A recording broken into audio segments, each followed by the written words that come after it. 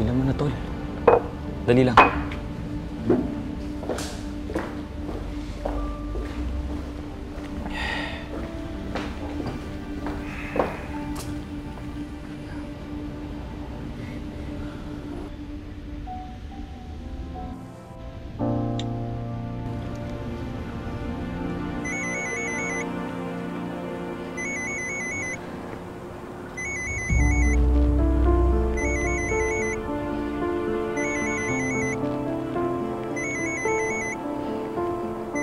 Ayaw mo pa rin ba siya kausapin? Kahit alam mo na kung anong totoo. Jeff? Nasaan si Jordan? Iuwi ko na siya. Ginagawa mo dito?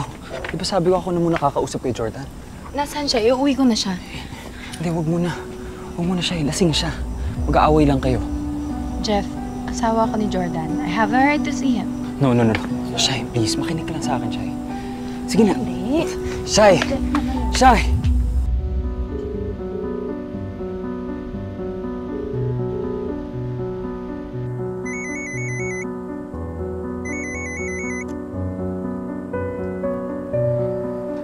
Jordan.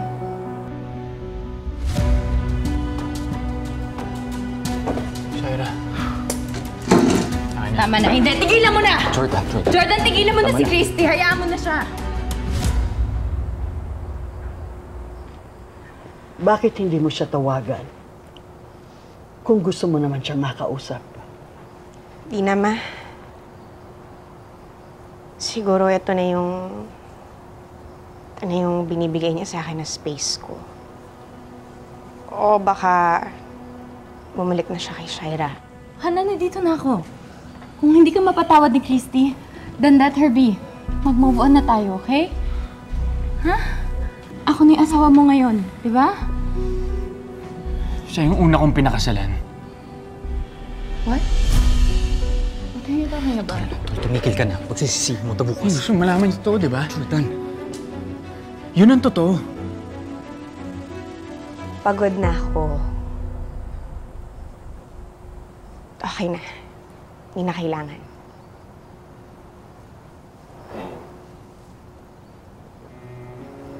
Kung yan ang gusto mo. Ma, ang gusto ko makita yung anak ko.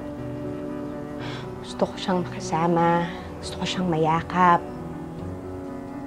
Kasi alam ko, kapag kasama ko na si Tori, mawawala na lahat ng sasakit na nararamdaman ko. Lahat, Ma. Yun ang gusto ko. Yes.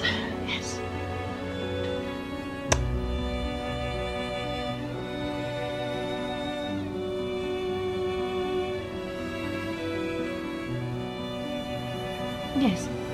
Siya ako naman pinakasalan. Pero ako na yung asawa mo ngayon. Jordan, nangako ka sa akin. Di ba? Nangako ka sa harap ng Diyos na mamahalin mo ko. Di ba? Na ako na yung mahal mo. Nangako ka. Hindi ko gagawin yun kung hindi ko alam na patay na siya. Si Christy ang mahal ko, Shaira. No.